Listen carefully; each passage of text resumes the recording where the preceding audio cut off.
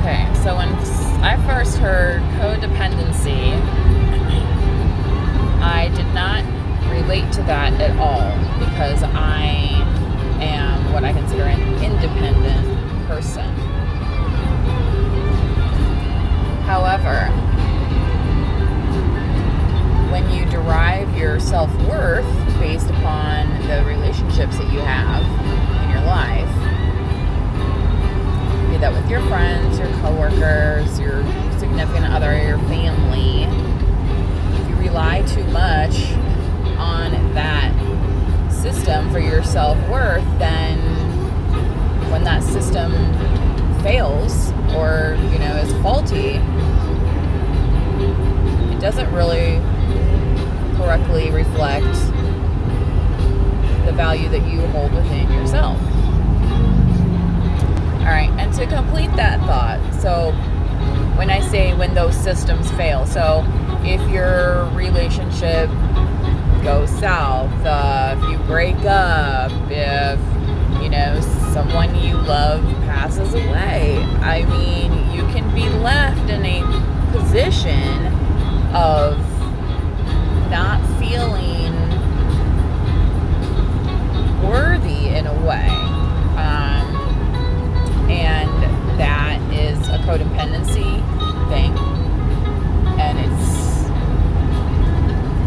it's easily fixable, I would say, given the right mindset and set of tools. So, even if you don't think you're codependent, you may look at some of the signs, like a great example of somebody who may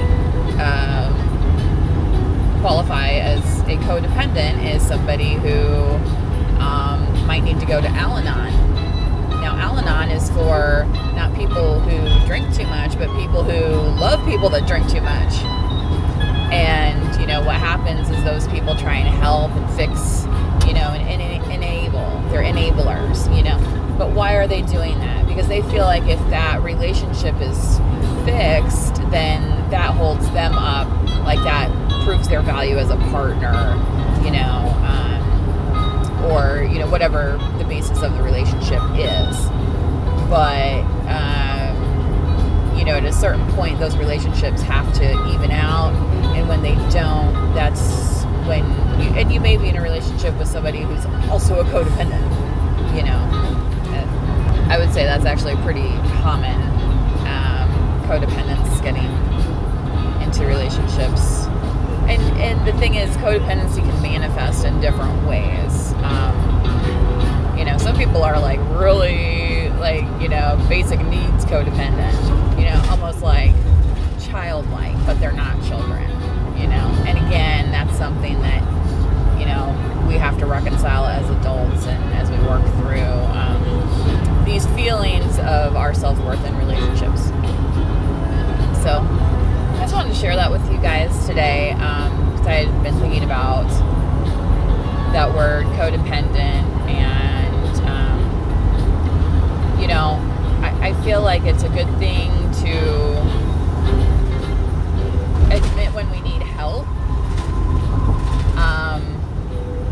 but basing our self-worth, I guess the thing is, when you base your self-worth on your relationships, then you give in to this theory that you don't have control over your life.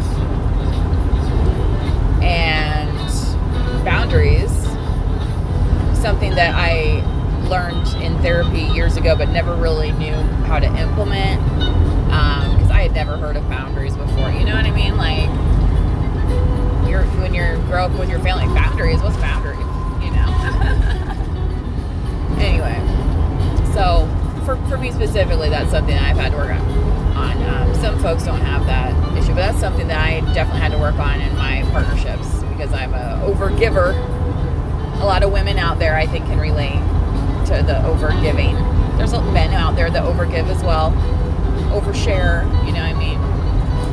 Anyway, I hope you feel better. Yeah, so like I was going to say, I hope you feel better when you're testing out these things in new relationships, okay?